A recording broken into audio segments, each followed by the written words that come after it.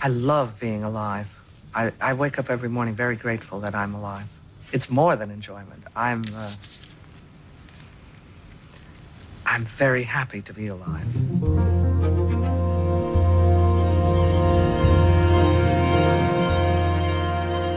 I began writing when I was 6 or 7 or 8, stories and poems and plays. It was like an enlisting in an army of saints or something of that sort. It sounds very foolish, but I didn't feel that I was expressing myself. I felt that I was, taking part in a noble activity.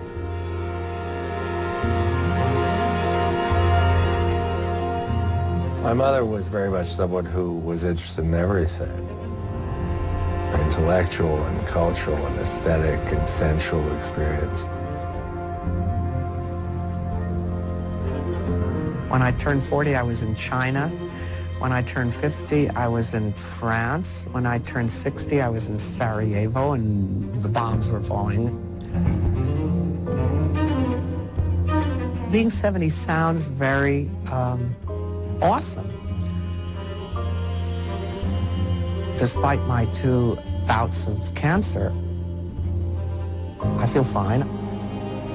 I feel as if a lot of things are still ahead.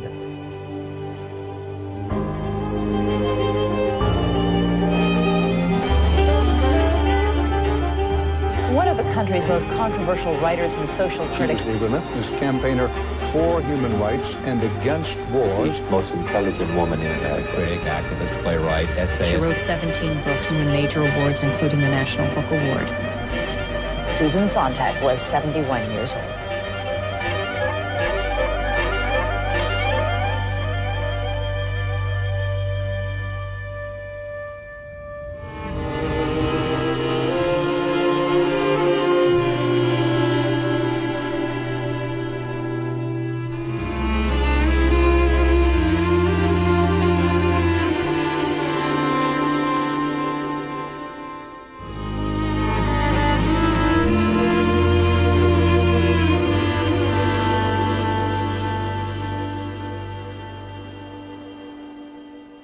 For the last 100 years in our society, the most interesting writers have mostly been critics of the society. The writer very often has taken some kind of adversary position. I like that adversary position. I like the position of being able to express dissenting opinions.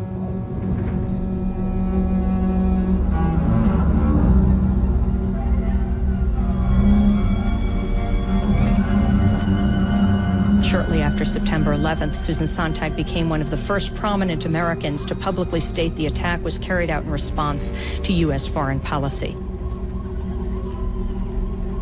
Sontag writes in the current issue of the New Yorker magazine, "Where is the acknowledgement that this was not a cowardly attack on civilization or liberty, but an attack on the world's self-proclaimed superpower?"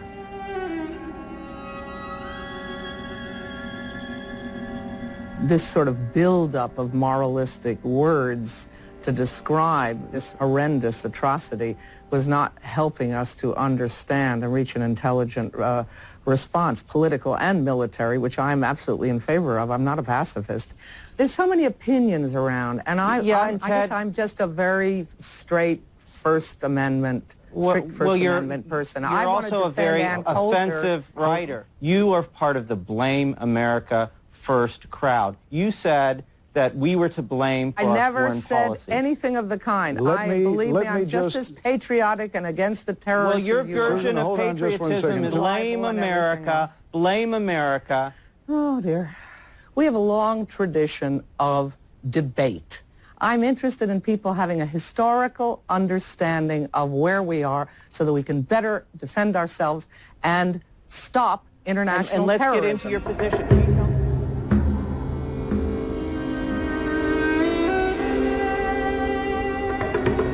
It is difficult for the citizens of America, having never seen their country devastated by war, to really understand and appreciate the full horrors of war. The battle for peace will never be won by calling anyone whom we don't like a communist. If we do this, we shall someday realize that in the effort to preserve our democratic way of life, we have thrown away its noblest feature, the right of every person to express his own opinion.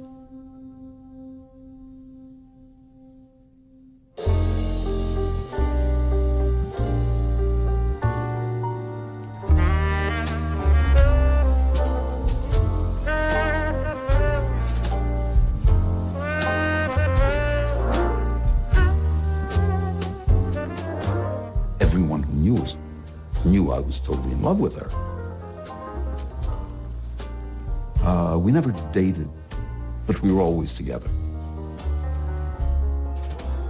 She gave me the first academic lecture of my life. She sat me down on her bed and ran through the argument of the critique of pure reason, Kant's critique of pure reason. She must have been 15.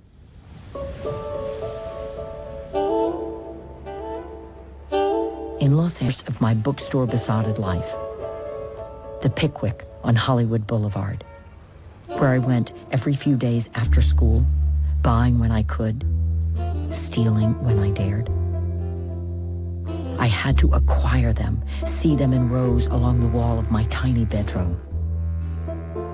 My household deities, my spaceships.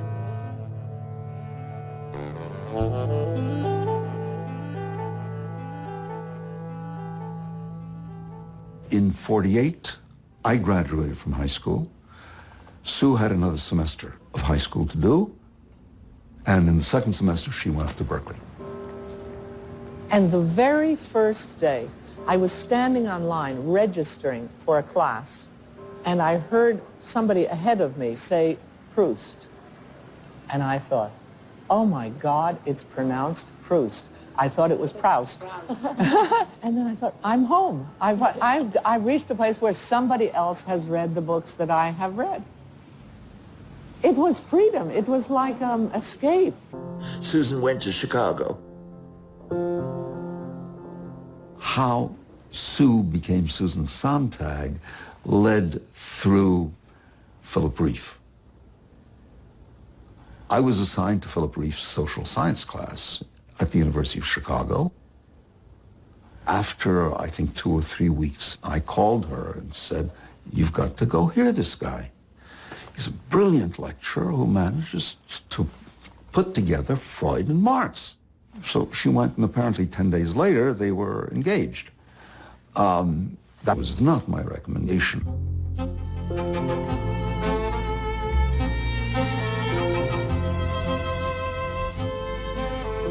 At 17, I met a thin, heavy-thighed, balding man who talked and talked, snobbishly, bookishly, and called me sweet. After a few days, I married him. We talked for 7 years.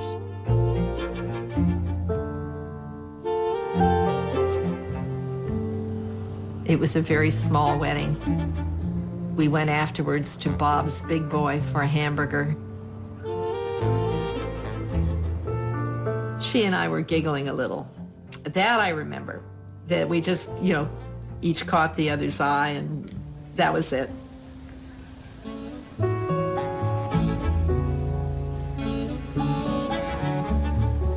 When I visited them in Cambridge, they seemed totally close, inseparable. How much of it was intellectual and how much was not? I mean, there had to have been, at some point, some physical attraction somewhere, and they certainly acted like there was. They were just really kind of like they were one person.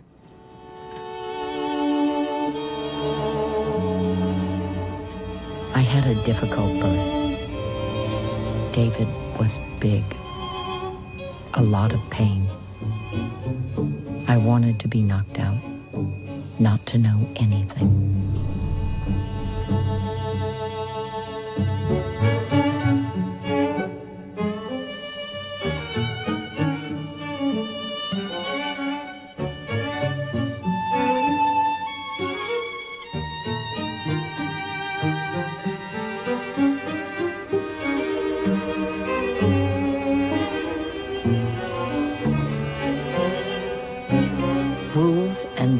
advice for being 24.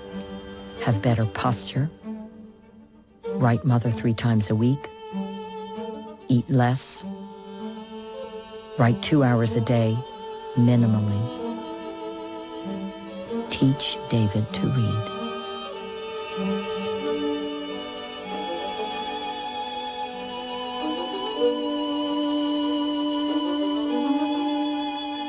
If only I get the fellowship to Oxford, then at least I'll know if I'm anything outside the domestic stage, the feathered nest. I think for a while it was just really fine, but, you know, people change in their marriages, and obviously she did. He did not. In marriage, I have suffered a certain loss of personality. At first, the loss was pleasant, easy. Now it aches and stirs up my general disposition to be malcontented with a new fierceness.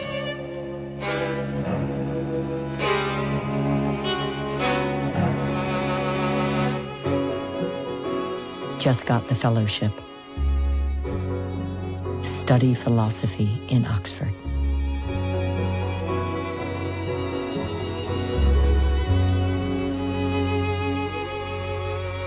She had made arrangements for her husband's parents to take care of the child. But to today's parents, it's just unthinkable. Of course, she was so young when she had her child. She hadn't been able to live out her own adolescence. I think she just wanted to do what she wanted to do. And, that's really all there is to it.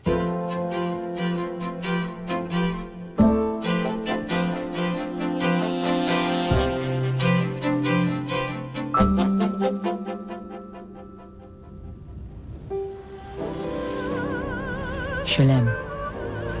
Je l'aime beaucoup. Je l'aime bien. Je l'aime beaucoup is more than je l'aime bien, but less than je l'aime. J'aime bien Paris. I like Paris, stronger, more reserved. J'aime Paris. I like Paris. College at 15, marriage at 17? Yes. A child at 19? Yeah. These numbers suggest what? Eagerness to grow up. I hated being a child. I couldn't do what I wanted to do. I wanted to stay up all night. I wanted to see the world. I wanted to talk to people. I wanted to meet people who were interested in what I was interested in.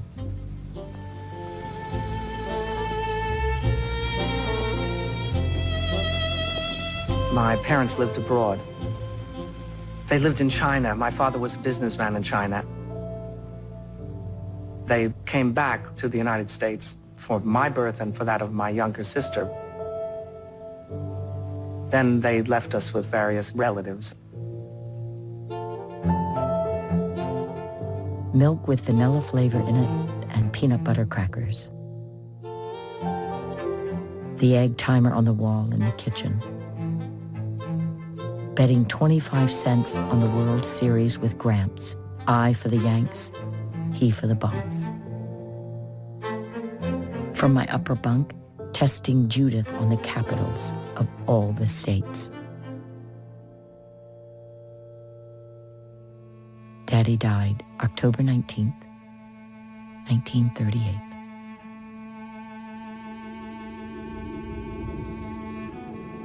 He fell ill for the last time and died in China of tuberculosis.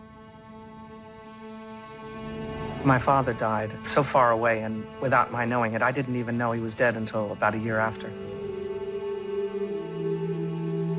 I didn't really believe my father was dead. For years and years, I dreamed he turned up one day at the door.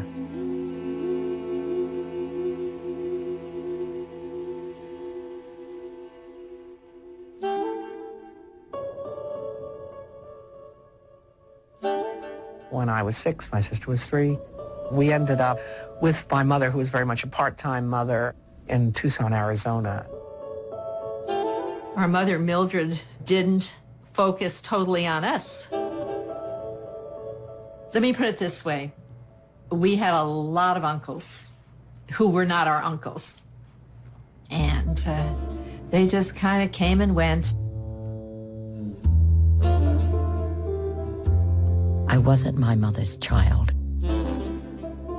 I was her subject, companion, friend, consort. My habit of holding back is loyalty to my mother.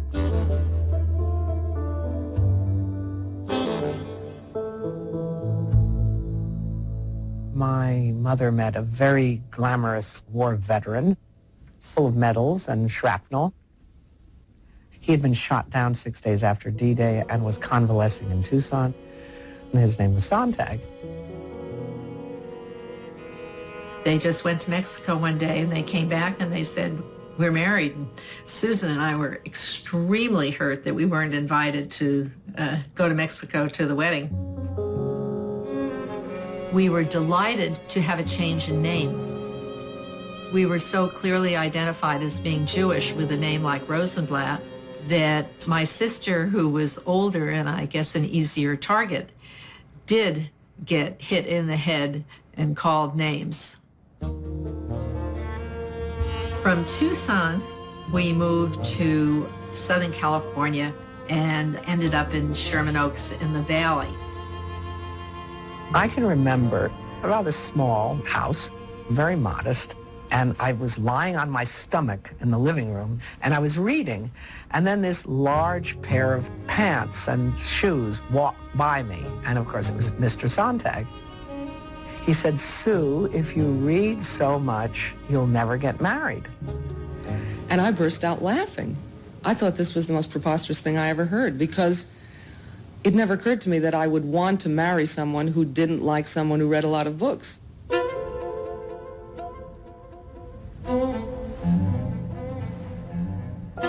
J'avais le l'asthme, c'est-à-dire j'ai passé un certain temps au lit, en lisant, toujours. Quand j'avais 13 ans, j'ai lu les journaux d'André Gide, et ça m'a donné une idée de l'écrivain qui m'a beaucoup marqué. Un écrivain, c'est quelqu'un qui s'intéresse dans tous les arts, dans la politique, bien entendu, la psychologie des gens. C'est quelqu'un passionné partout.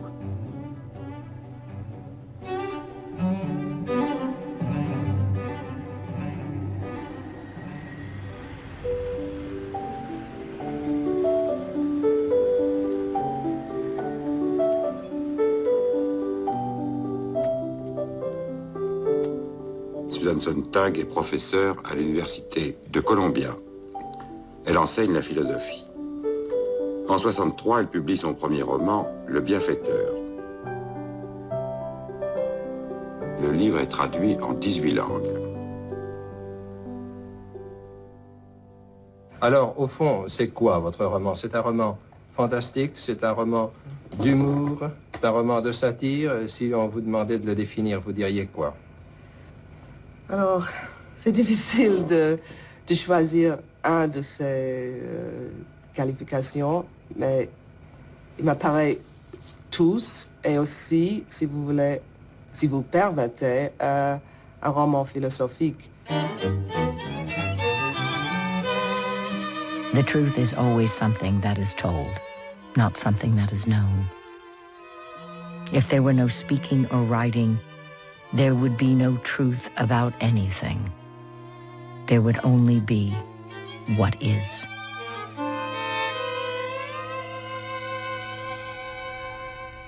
She gave me a copy of the book, signed to me and the baby. It's back here somewhere. The Benefactor, that's her first novel. It's awful. Time magazine reviewer for The Benefactor in 1963 said it sounded like a blurred translation from some other language. All interesting writers now have been touched in some way by this search for new forms or trying to do something with with the story or with narration in one way or another, that nobody's really writing straight stories. Sontag really opted out of realism. Very abstract philosophical prose, that's what she was going for. And I think she fashioned herself as being both a theorist and a fiction writer, always wanted the double identity.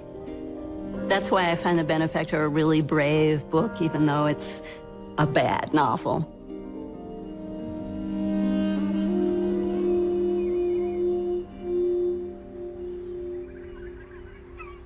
I started feeling very lonely, and it was winter.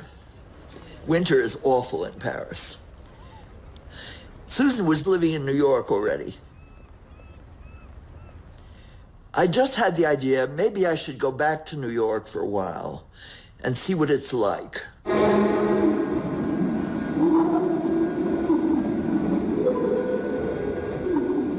There has appeared in New York recently a new, and still esoteric, genre of spectacle. At first sight, apparently a cross between art exhibit and theatrical performance. Susan was living on West End Avenue with her son, and I moved in with her, and she met Irene Fornes. Irene and I had been involved before. I really loved her, but we had broken up already. Anyway, concerning Susan, things were going on that I didn't quite get. And I'd be there with David, putting David to bed, and she'd come home like 3 in the morning, reeking of Mitsuko, which is a wonderful perfume of Guerlain, which I had given to Irene, and I didn't pick up on it. Irene was her best lover. As I've said to many people, Irene could make a stone come. I mean, she was just incredible. With Irene, you had a real functioning creative artist. A part of the downtown bohemia of her time, Susan discovered the brilliance of talent as opposed to the brilliance of intellect. There were these remarkable people who didn't know anything about the issues that were so important to her, who have never read Nietzsche, who can't spell or pronounce his name. That was a jolt for her, and a liberating one.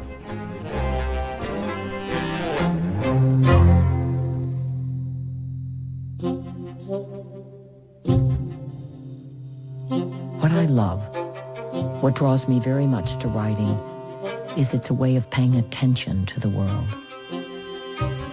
You're just an instrument for tuning into as much reality as you can.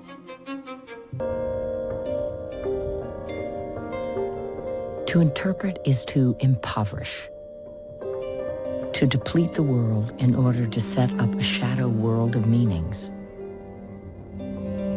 The aim of all commentary on art should be to make works of art and our own experience more rather than less real to us.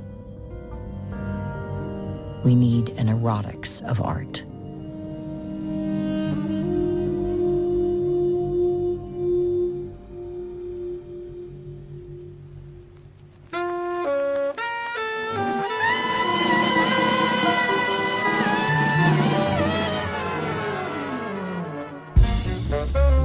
The lady swings. She digs the supremes and is savvy about camp. She likes her hair wild and her sentences intense. Miss Sontag has written a ponderable, vivacious, and quite astonishingly American book. Susan was a star. Was certainly not just her ideas. She had gone from being a rising figure of obvious interest to being suddenly this famous writer. Boom, there would be something by Susan, and it leapt out. And it wasn't because of anything other than its literary star quality. Style was a huge part of her work, and her style as a writer was inseparable from her style as a person. She was beautiful and glamorous. There's no question about that. And she was very conscious of the effect she had on people. Now Susan's car. Say cheese. Susan was, among other things, tremendously photogenic and knew it. Just what you're doing. Yes, I'll tell you when it starts. Okay. Whatever I read about her, there's almost always the phrase, one of the most photographed women of her generation, like this is some sort of accident of nature, like an earthquake. She knew the power of photography. So she created that image, and it worked. Being photographed, I feel transfixed, trapped. I become the looked at.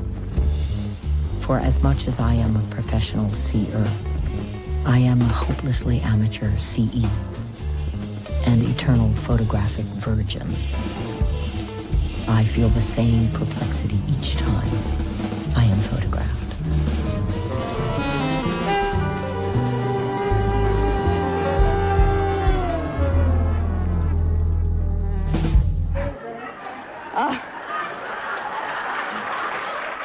I don't like being called a lady writer, Norman. I know it seems like gallantry to you, but it doesn't feel right to us. It's a little better to be called a woman writer. I don't know why, but you know words count. We're all writers, we know that. Well, how about a woman doctor, a woman lawyer? Yeah, I mean, if you were introducing James Baldwin, you wouldn't say our foremost Negro writer. And we certainly wouldn't say a man writer, and so on. And a lot of it. A gentleman writer. Susan, no, I really ask you this, Susan, not in an argumentative Paris is worth sphere. a mass. I will never use the word lady again in public. Don't allow yourself to be patronized, condescended to, which, if you are a woman, happens and will continue to happen all the time, all your lives. Don't take shit. Tell the bastards off.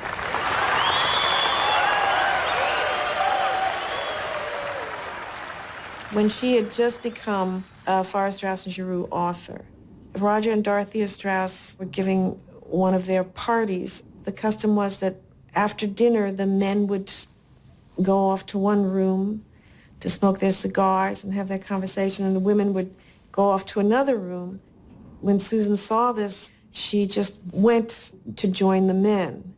And that was it. Susan broke the tradition. And after that, we never split up after dinner again. I don't think feminism gave Susan anything. Susan had already taken out the license to be a great woman. Before there was any feminism, any talk of feminism. In fact, I think feminism must have curtailed her sphere of activity because she had suddenly to identify with all these women, all these dopey women. I'm a militant feminist, but I'm not a feminist militant. The main activity that I have as a writer, I have as a writer and not as a woman writer.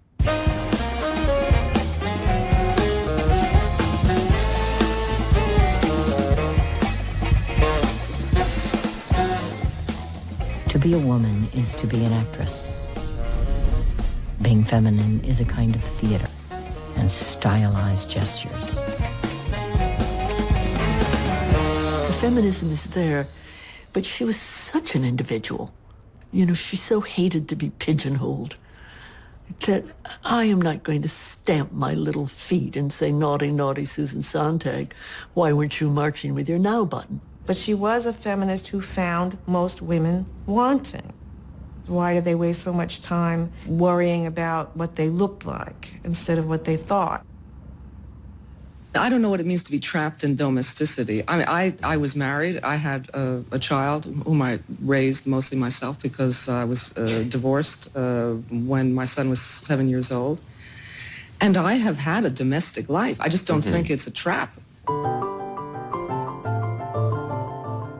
My son was 7 when I first met Susan, and David, I think, was about 11 or 12. It was the first time that a woman courted me. and won me. I might actually have met Susan via Irene. I don't think I ever knew the whole truth. I don't think she told me really how deeply she was still involved with Irene and how much she was still in love with her. I didn't know. I mean, I never considered myself main lover number one, main wife or whatever. No, I was sort of the interlude. We tried to have a life where we could do our mothering and pursue our work and have a little extra time for fun or walking around the village or talking or making love. I was a much more traditional mother. I wanted my son to have a regular bedtime. I wanted him to eat normal food. And I think that Susan treated David like a peer. I think long before she should have done that. Yesterday, David announced as he was being prepared for bed, "You know what I see when I shut my eyes? I see Jesus on the cross." It's time for Homer, I think. Paganize his tender spirit.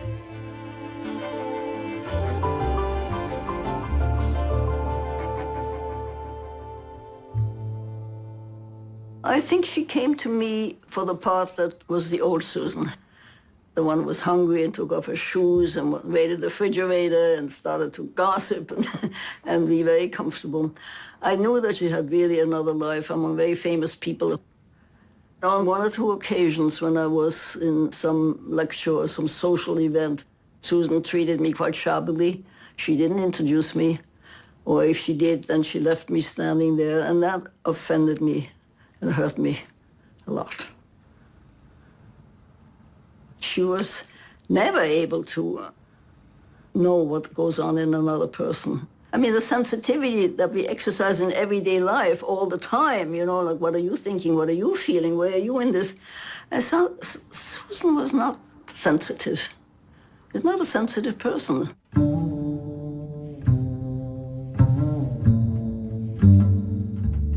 My image of myself since age 3 or 4. The genius schmuck. I develop relationships to satisfy one or the other. Irene, obviously, was for the schmuck. Philip, for the genius. Yet both are always there, like Siamese twins.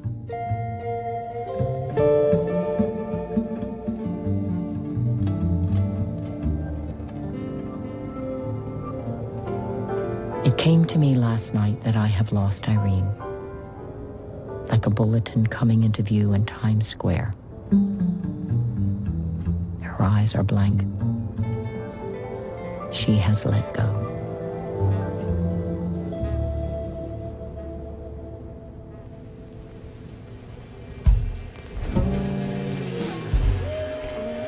She was briefly involved with Jasper Johns. In Jasper, Susan's ego met its match. She didn't think that there were many people around who were her equal. So she sought out people who were her equal, though in very different areas. She slept with whomever she felt like sleeping with. She was very resistant to categories. She had relationships with women and she had relationships with men, and she fell in love with women and she fell in love with men. After Irene and Ava, and then there was Lily Engler and Carlotta. Things were very elaborate. I mean, this was, after all, you know, this is the 60s in the village.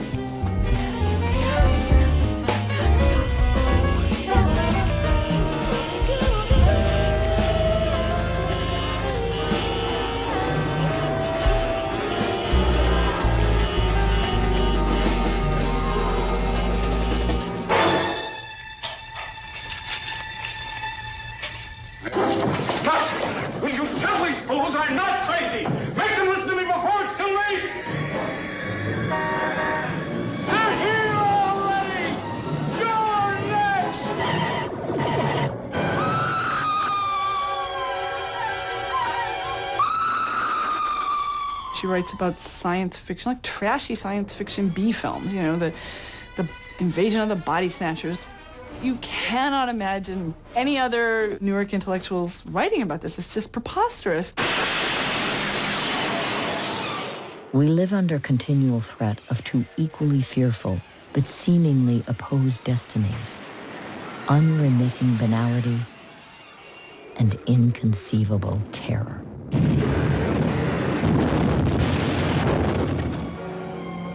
It is fantasy which allows most people to cope with these twin specters.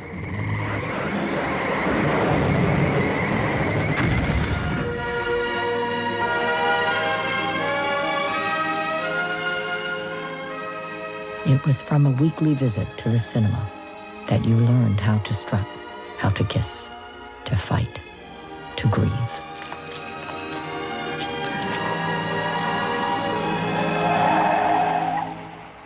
In the days of the new wave, the latest Godard or Fassbender, this was a big, big deal. And Susan was there before anybody. It was poetic and mysterious and erotic and moral, all at the same time. You wanted to be kidnapped by the movie.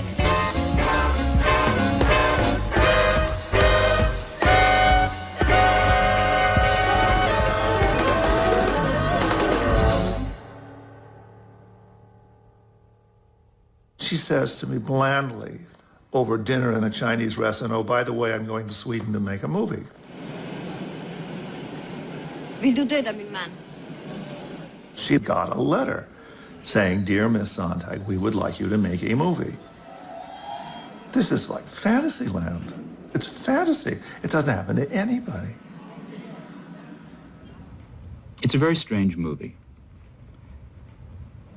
Politics, yeah, I think it's strange. Politics is involved in some way. The sexuality of these people, the ideology of these people are played with. As most people you see in movies have very little relation to real people. In the average Hollywood movie, you don't see real people, either mainstream people or marginal people.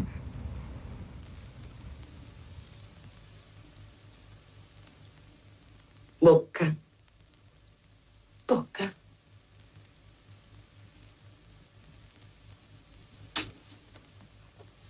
Vad heter det här? Corpo. Corpo. The anima. You're a little annoyed with them, I mean, because they're not eating or whatever it is. Filmmaking is blind instinct, petty calculations, smooth generalship, daydreaming, pig-headedness, grace, bluff, risk. I remember the films as feeling very Bergman-esque to me, you know. But she was learning how to do it right in front of us. Yes, I know. I read the reviews. Have you any comments? I think they're wrong.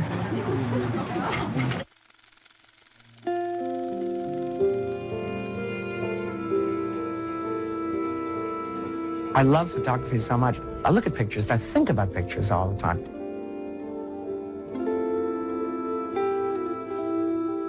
If I were to say to you right now, Susan Sontag, I'd like to take your picture, you can pull yourself up, arrange yourself. Sure, and I do this, and that's right. We have a notion about a photograph. You see, we want photographs to tell us the truth, and we value them because they really are records, in a sense, let's say the painting isn't. At the same time, we want photographs to lie.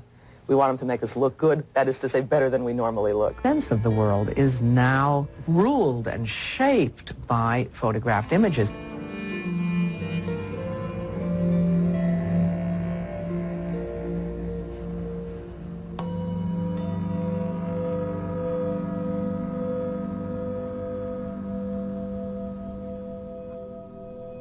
What was the first photograph you saw that shocked and horrified you? Does it still horrify you?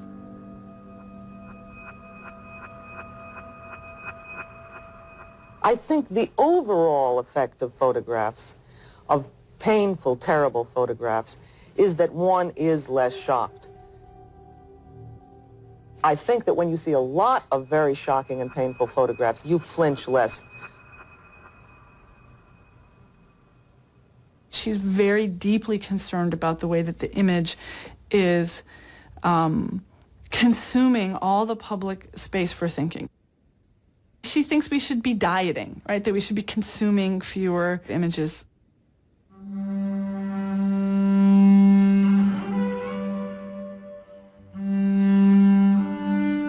The problem is not that people remember through photographs, but that they remember only the photographs.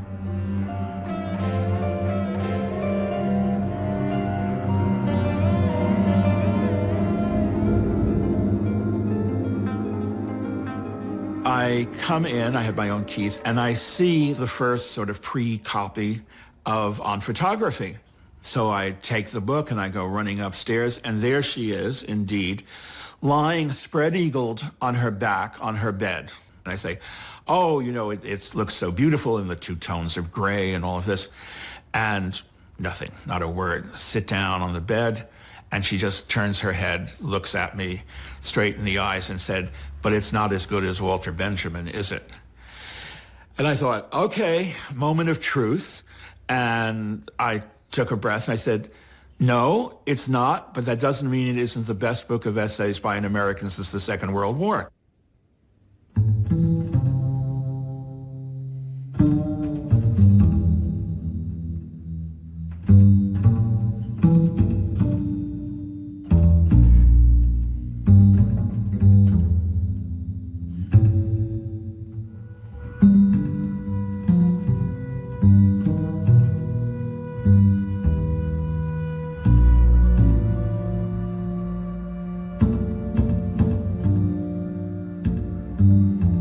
The first time I ever saw photographs of the Nazi camps, I was 12 years old. And I was in a bookstore, and I opened this book, and I thought I was going to faint.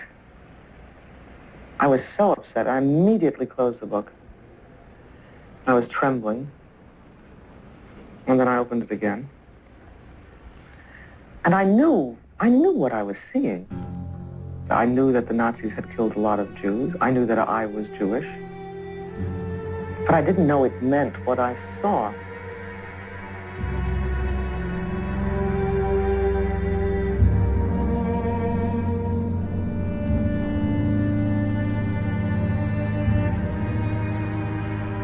Let the atrocious images haunt us.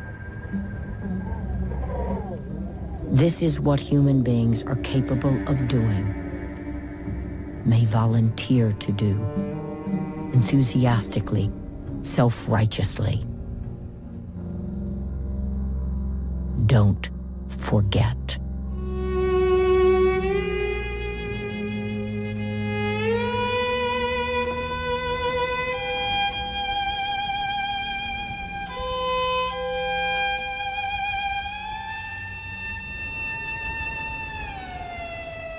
Being Jewish, does that matter to you?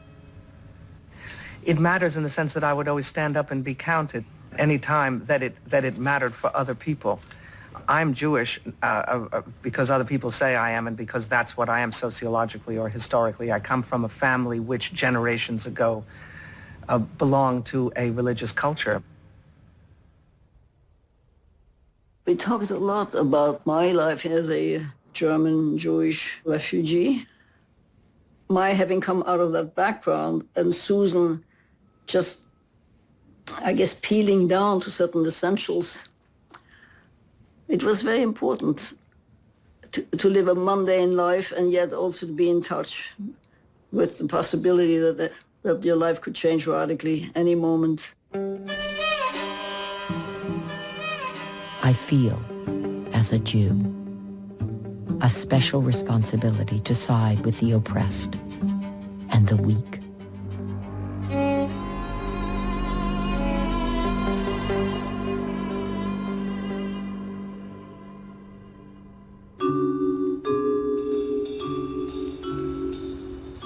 Susan Sontag est aussi une femme en révolte. Critique, essayiste, romancière et cinéaste, elle partage son temps entre la France et New York. Un écrivain, c'est... On peut tout faire, on peut penser, on peut se mêler en tout. Évidemment, ça peut impliquer un engagement. Alors j'ai senti et j'ai essayé d'exprimer mon engagement quand j'écris des essais. Toute l'écriture est politique, toutes les actes sont politiques. What are we going to do about Susan Sontag? Is there something to be done about her? I don't know. I can't read her. She's unfathomable to me. She's as useful as anybody else to recall a mood about America, which is very fashionable these days. America as being a Philistine, conformist, dedicated, in the words of Howard Zinn, to death.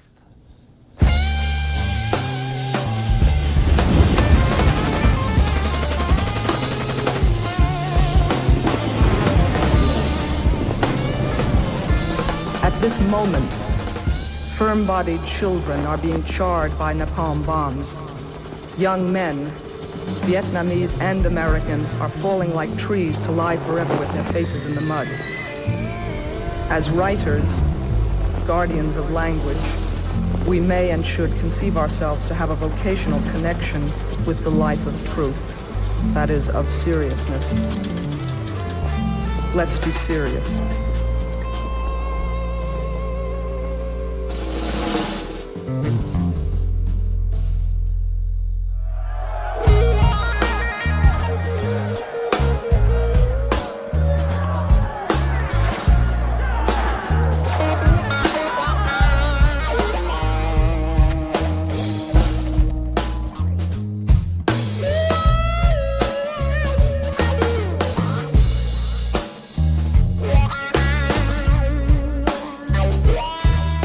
Accepted an invitation from the North Vietnamese government to visit North Vietnam as a reward for all the public speaking and getting arrested and whatnot that I'd done.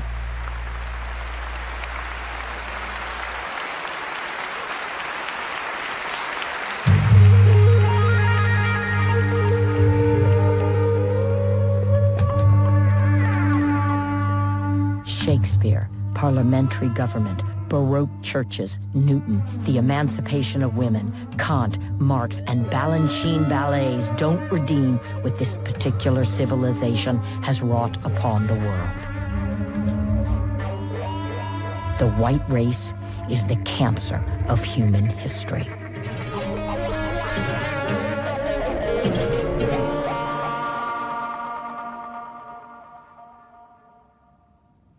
Indeed, I think she epitomizes what Albert Camus said. The day when I am no more than a writer, I shall cease to write.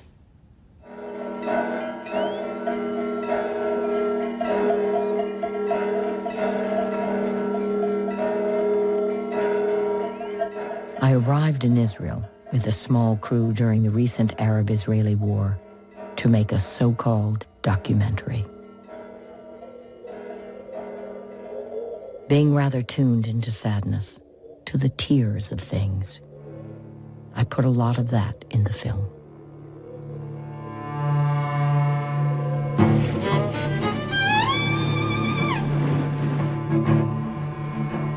What I want people to think about is how serious war is. It is more horrible than any kind of pictures could convey.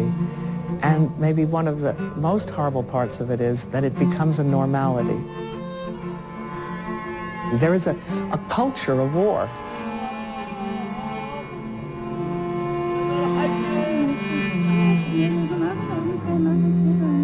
I have many criticisms of the government, but I am generally a supporter of Israel, and I don't feel that this is incompatible with a general left-wing point of view.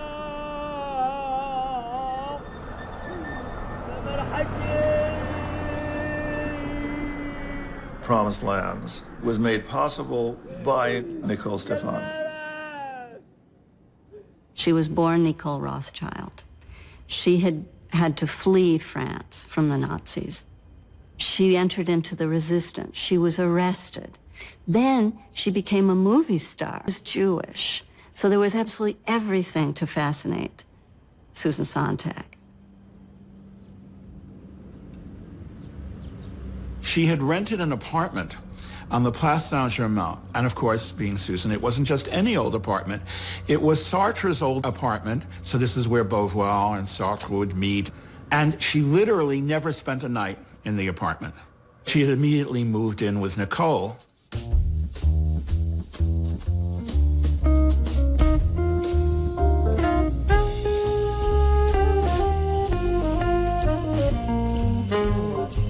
I'm in love. Don't ask me how it's possible. It's just not in character. My nightmare-ridden, stubborn, melancholy Jewish character.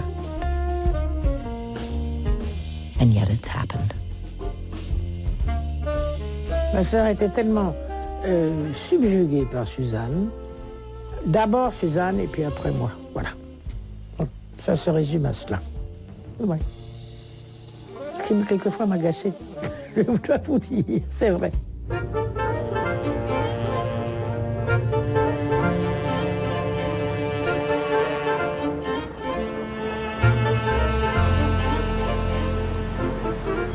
Despite the fact that I have lived a good part of my adult life by choice in Europe, mostly in France, I always come back here. I certainly would not live in this country if I didn't live in New York City.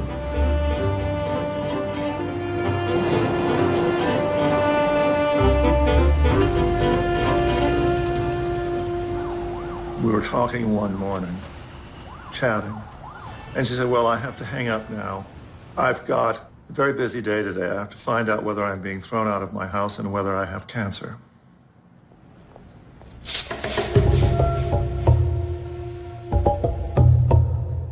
The answer to both those questions by the end of the week was yes.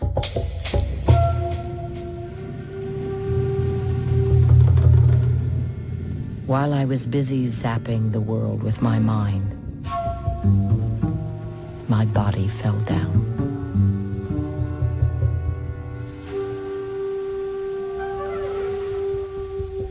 I was told the cancer was too advanced to be likely to be curable, and that I had 6 months or a year to live.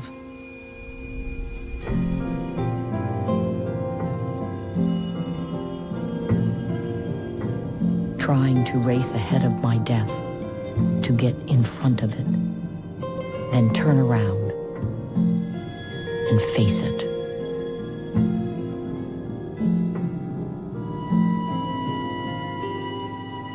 It was discovered that she had a very aggressive breast cancer that would require very radical surgery. The phone rings and it's Nicole, and she says, you have to come immediately. She's going to have this operation, and it's a very good chance she won't survive.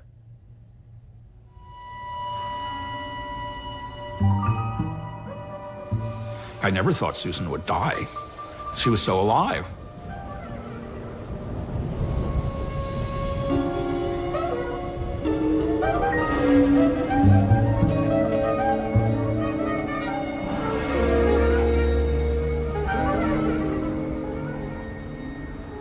They were being very conservative about how much chemotherapy they wanted to use. So I found a very mainstream, famous French chemotherapist who was willing to give me a lot more chemotherapy for a lot longer time. And it's really as simple as that.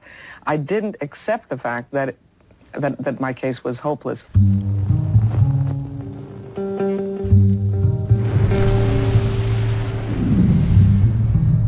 I feel like the Vietnam War.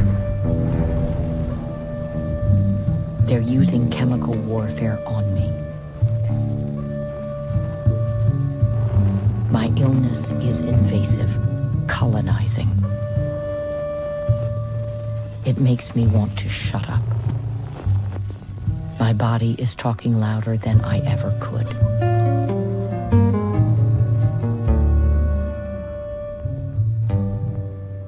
Nicole a tout fait et c'était terrible parce que Suzanne n'habitait plus au-dessus, elle était à côté, une chambre à côté, où elle souffrait terriblement.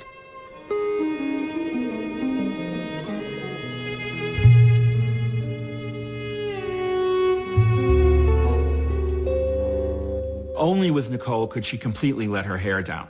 And she treated Nicole terribly. Yelled and screamed and, you know, why are you living and I'm dying and, you know, all of this. I remember these marvelous moments. We'd be at the dinner table, and Nicole would literally feed Susan by the fork. She'd find some particularly good morsel of whatever, you know, and Susan would take it. I don't like feeling like a victim. And even though I had to believe that my doctors were probably right and that my case was hopeless, I always believe in the power of being an exception.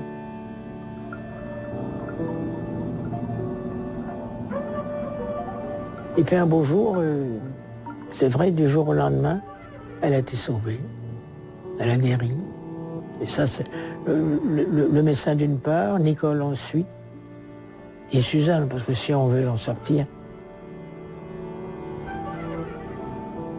I fought for my life. I really wanted to live.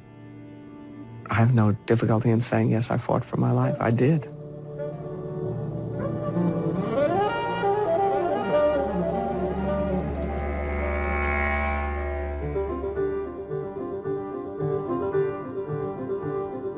Everything remembered is dear, touching, precious.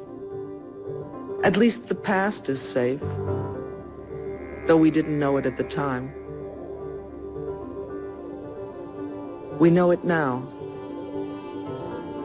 because we have survived.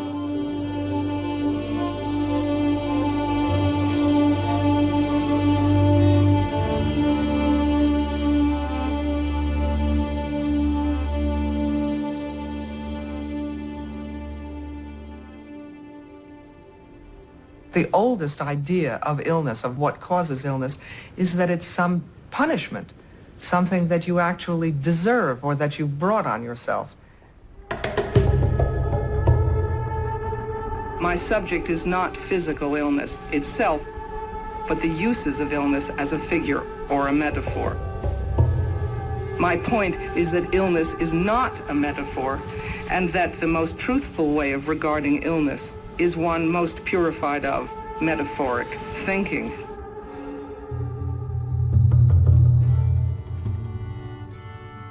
There is such a thing as accident, there is such a thing as fatality, and there is such a thing as thoroughly undeserved catastrophe. And one shouldn't try to make sense out of one's catastrophe by coming to feel guilty and feel therefore that you merited this terrible thing that happened to you, or allow other people to impose that kind of judgment.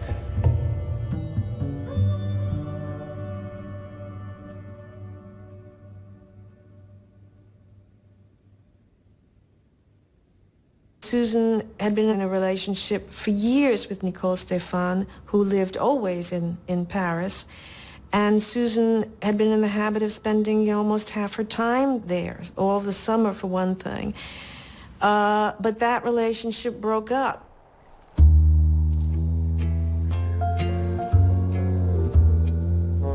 It was long and slow, the breakup. I think that's what made it more painful. I have been hoping that Nicole would take me back. I have pleaded, wept, denounced, argued, raged.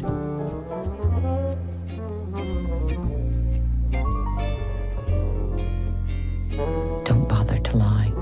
Don't bother to call. I am not interested anymore.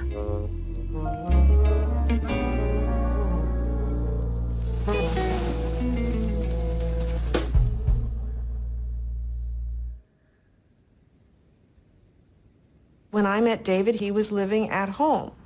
Susan had just had breast cancer. She had never wanted to be alone, but now, of course, she was absolutely terrified of being alone. So she really, really did not want him to move out of that apartment. She didn't want to eat a sandwich by herself in the kitchen or have her morning coffee by herself. She wanted us to be there.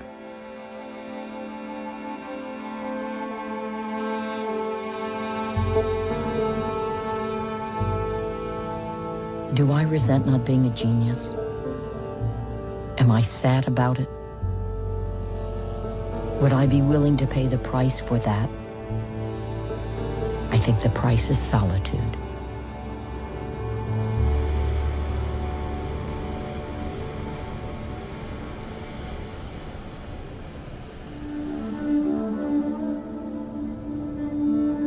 I have lost a number of close friends.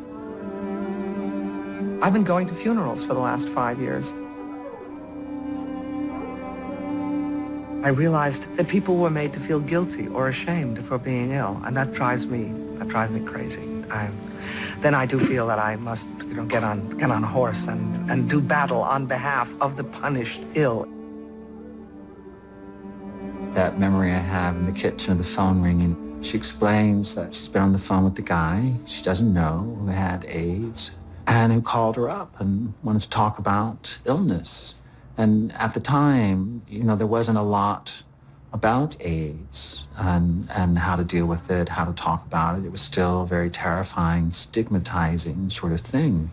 And she got calls from guys because she had written about what it was like to have the kind of disease that ostracized you.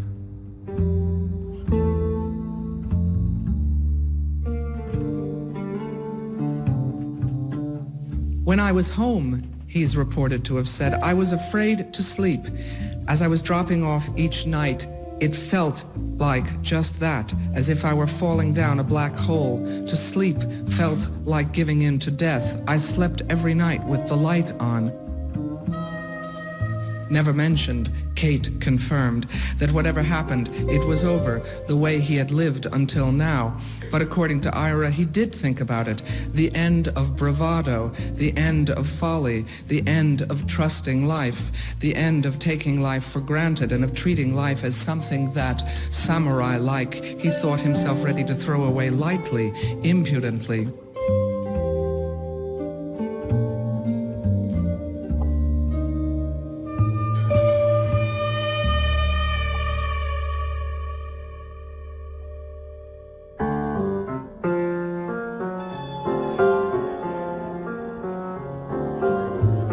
Like a hyperactive queen, I cruise culture daily. Have a thrill or flash of ecstasy several times a week. My appetite is compulsive, promiscuous.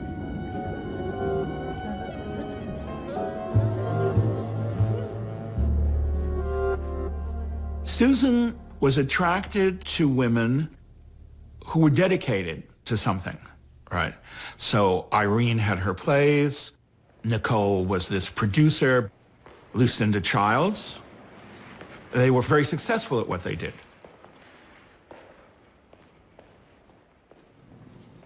Could never keep up with Susan, but if there was something she really wanted to see, or a book she really wanted me to read, I would make the effort. She was very commanding and doing something rather new. And plus, Lucinda was a real star from downtown New York.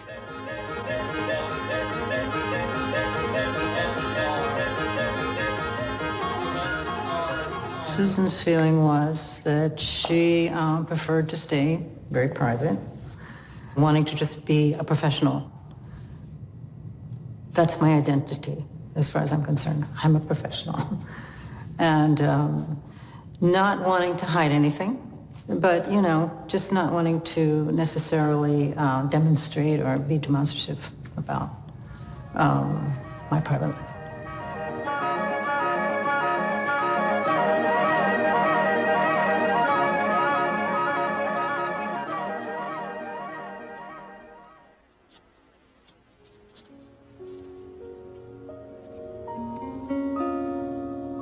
It hurts to love. It's like giving yourself to be flayed and knowing that at any moment, the other person may just walk off with your skin.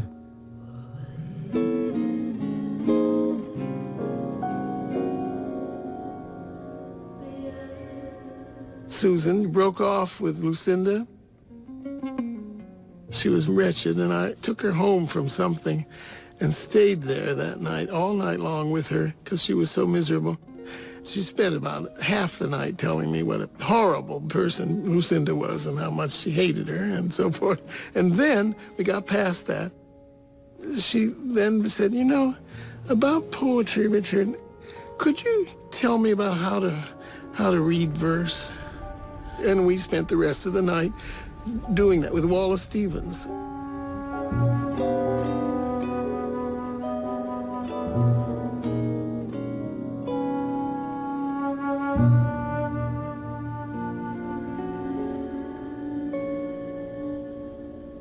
Annie Leibovitz, welcome back. Nice to see you. Nice to see you. So why, Annie, a book of photographs about women? Why not? I mean, it's a glorious, incredible subject. I mean, it's half the human race. Like a half stop darker or something. Yeah. It was Susan Sontag who suggested American Women, and I said I would do it if she would write the essay. She was interested, of course, in photography, like she was interested in so many things. And, you know, she said, well, you're good, but you could be better. Annie photographed her, and then some flowers came. And Susan said she saw the flowers coming toward her, and she was thinking, I hope they're from Annie. Susan Sontag was your very close friend and companion? We never used words like, like that. I mean, the very intimate friendship is probably a better, better way. I just never felt, we never used the jargon words.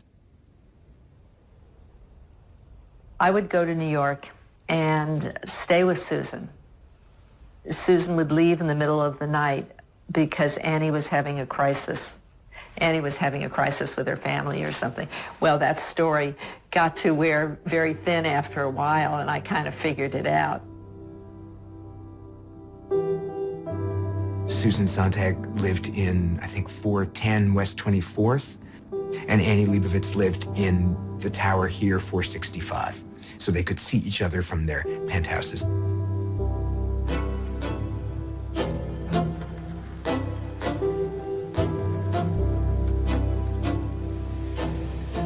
I remember having dinner with Susan and Annie, and Susan starts yelling at her about being stupid and all of this. And then the next day, we're going off to something at the Museum of Modern Art during the day, and I'm walking behind them, and I see Susan and Annie are holding hands as they walk along. What makes me feel strong? Being in love and work. I must work.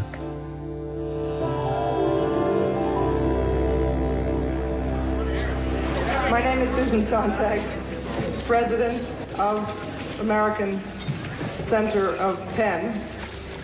Susan really embodied an idea of an intellectual that is indeed, you could argue, passé.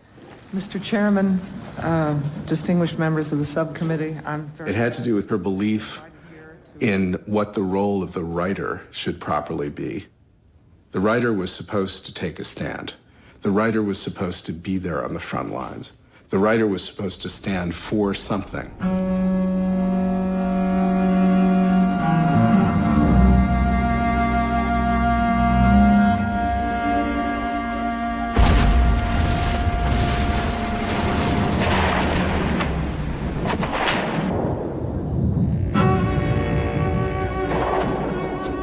I guess I go to war because I think it's my duty to be in as much contact with reality as I can be. And war is a tremendous reality in our world. You didn't go to be a spectator either. What did you do? I worked in the city. I worked in the city. I mean, when I first went, to my great surprise, they asked me to work in the theater. I said, no, I didn't want to do it. In the midst of war? Yeah, and then I said, what do you want to play for? And they said, we're not animals. We're not just people sheltering in our basements and standing on bread lines and water lines getting killed. Yes, and says that's an end to his thinking. I chose to do Waiting for Godot because it did seem to illustrate a lot of the things that people are feeling now in Sarajevo. The play is about weak, vulnerable, abandoned people trying to keep their spirits up while they wait for some greater power to help them out.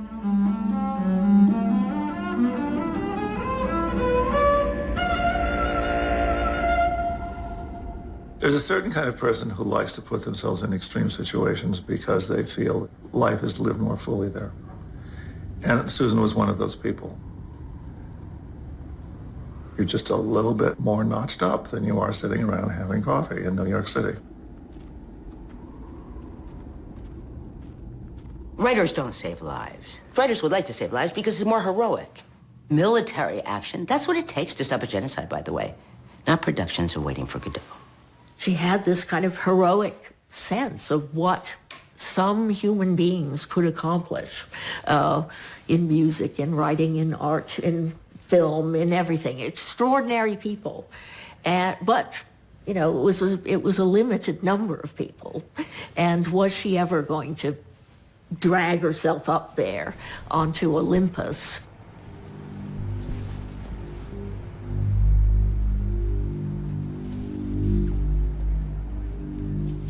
What do you believe in then?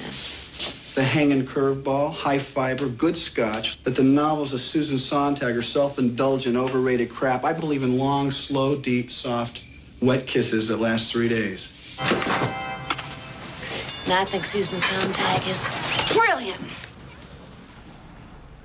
She had an unbelievably good sense of what was important, of what was interesting, and what was significant. And I'm talking mostly about the 60s and 70s and maybe the early 80s. I mean, I think as time goes on, she's less engaged with the moment because she's getting older. Her interests are changing, and she's less on the front lines. When I began to write in the 60s, when I was very young, I worried that certain forms of the popular culture were being neglected or ruled out or treated in a snobbish and stupid way. And so I seemed to be defending popular culture. I think that the high culture which I took for granted when I was growing up, the high culture that I aspired to live in and to make my minute contribution to, that certainly has the quality of an endangered species. What sort of civilization are you speaking of, Richard? Diplomacy, patience. That's what we're reaching toward. The Geneva Convention, chamber music, Susan Sontag. Everything your society has worked so hard to accomplish over the centuries, that's what we aspire to. We want to be civilized. I mean, you take a look at this fellow here.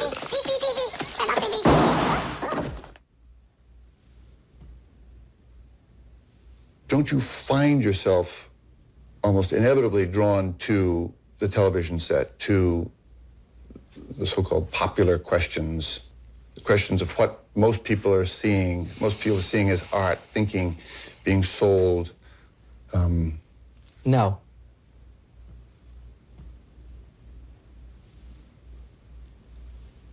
No, I don't.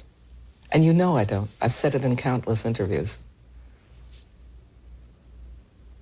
Not that I'd read. Well, then you haven't read many interviews. Maybe that's the problem. She represents grandiosity, I think. And it is a little comic.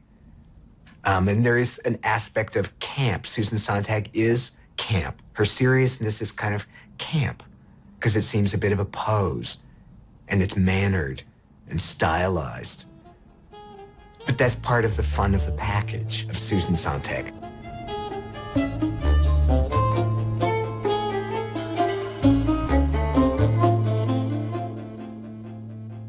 Does any part of you wish that you had earlier focused more on writing novels? More? All of me wishes that. Don't drop the book, Charlie. Yes, isn't that awful? I wish I was just starting now, but what can I do? Those essays in the 60s, they were very insolent, you know, like a young person's work. I wouldn't mind if the essays eventually evaporated. I think fiction, I think literature, I think narrative is what lasts. I do believe that there is such a thing as truth, but I prefer the mode in which truth appears in art or in literature. In literature, a truth is something whose opposite is also true.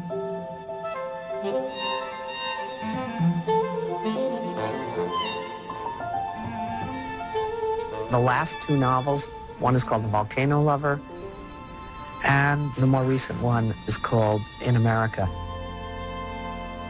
I discovered I was a storyteller. I felt I could spread my wings. I felt I could even be entertaining. True, there was still time for something really vivid to happen. Someone might have a heart attack or whack a dinner partner over the head or sob or groan or toss a glass of wine in an offending face. But this seemed as unlikely as my charging out of my window seat to dance on the table or spit in the soup or fondle a knee or bite someone's ankle. She would like to hear this, but her novels were not received at the standard at which she wanted. Because she was so well known, there was a certain amount of attention. And I mean, I think it was Gore Vidal who wrote that as a fiction writer, Susan Sontag has no talent whatsoever. I mean, there was always these very strong, harsh statements.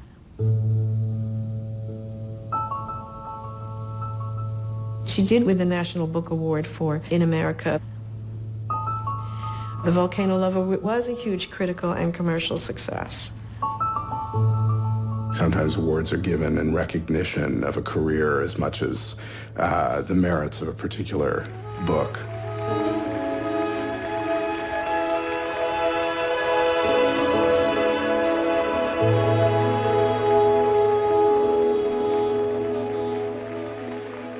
But in spite of all these well-earned awards, all her accomplishments, a sense of failure clung to her. She was not happy. She was haunted by a sense that her younger self would not have been satisfied, that she hadn't been good enough. I think she was terrorized by the fact of her own transience, that she too would become a part of the past, fade to black. And did you fulfill all your desires? Certainly not.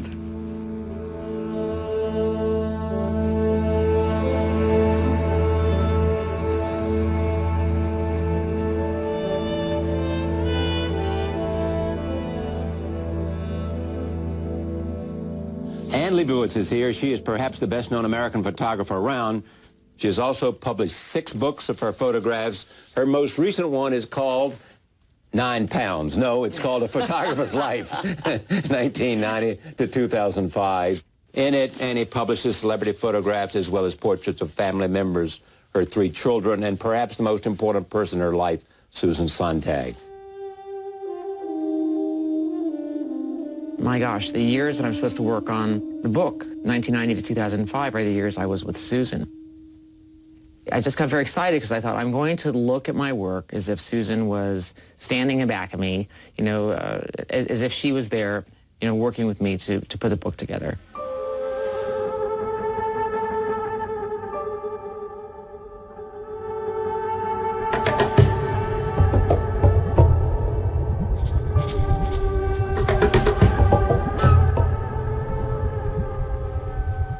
My mother had 3 cancers. She had a breast cancer when she was in her early 40s. When she was in her mid-60s, she had a uterine sarcoma. And then 7 years later, or 6 years later, she was diagnosed with this disease, MDS, which is this lethal blood cancer.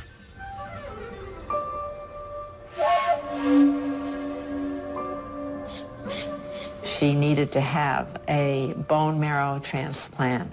Suzanne semblait savoir que si la greffe ne tenait pas, les choses n'allaient pas s'arranger, si je puis dire.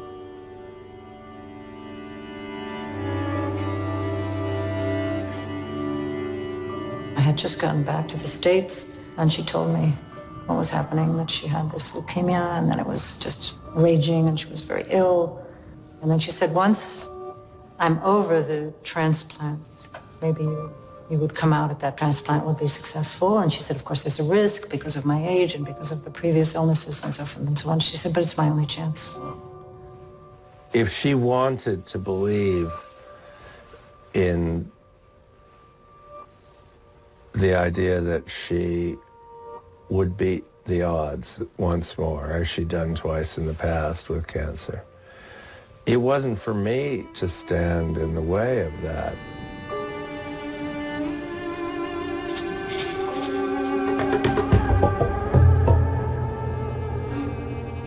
We had a conversation.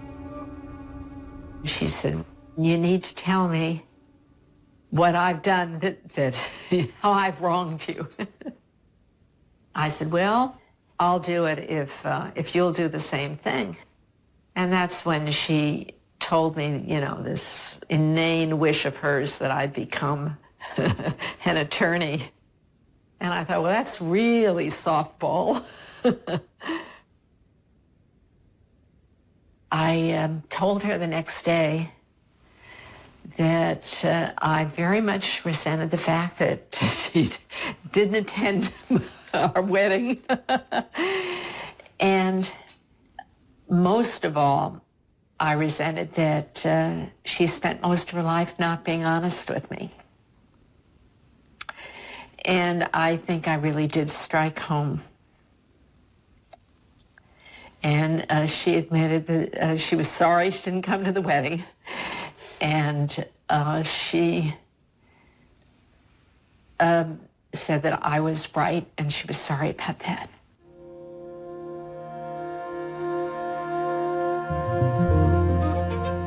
My mother was afraid of extinction.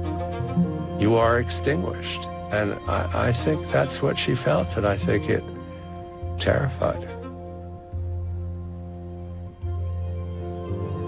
So the way that she decided that she would face it was to fight to the last breath. Fight, fight, every moment.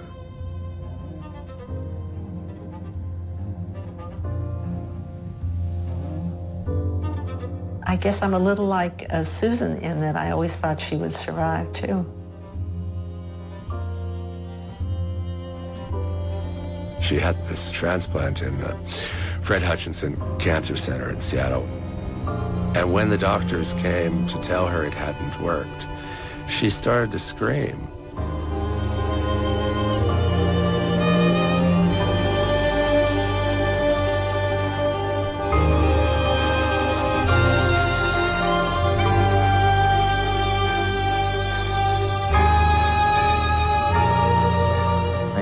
To Seattle to bring her home in an air ambulance. It was really a harrowing experience.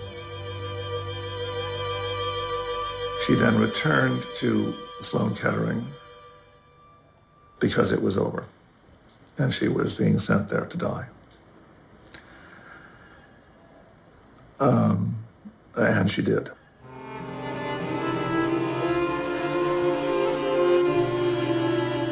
I immediately went to the hospital, and then I went in and sat with Susan's body for a while, quite a while.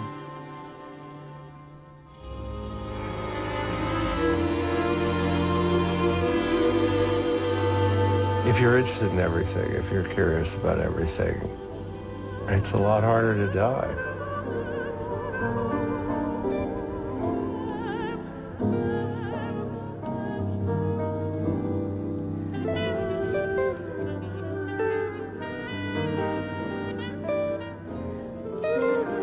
I saw her one last time, way at the end of her life. I was walking down the Boulevard Saint-Germain, past the great café, the Flore, and she was sitting in the front with her notebook, writing. Sitting in Paris, looking out, and writing in her notebook, still.